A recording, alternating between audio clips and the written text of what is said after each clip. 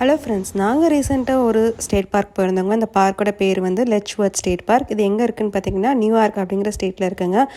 இந்த பார்க்கில் அப்படி என்ன ஃபேமஸ் அப்படின்னு நினச்சிங்கன்னா, நீங்கள் நினைக்கிற மாதிரி பார்க்னால் ஒரு 5-10 ஏக்கர் கிடையாதுங்க. கிட்டத்தட்ட 15,000 ஏக்கர் பரப்பளவு கொண்டதுங்க. அவ்வளோ பெரிய ஸ்டேட் பார்க்குங்க. பார்க்லேருந்து கிட்டத்தட்ட ஒரு எண்ட்லேருந்து இன்னொரு எண்டுக்கு ரீச் ஆகிறதுக்கே கிட்டத்தட்ட 40 கிலோமீட்டர் தொலைவு இருக்குங்க. அவ்வளோ பெரிய ஸ்டேட் பார்க்குங்க. உள்ளுக்குள்ளே பார்த்தீங்கன்னா ரொம்ப அழகான ஃபால்ஸ் எல்லாம் இருக்குங்க. பார்க்குறதுக்கே ரொம்பவே அழகாக இருந்தது.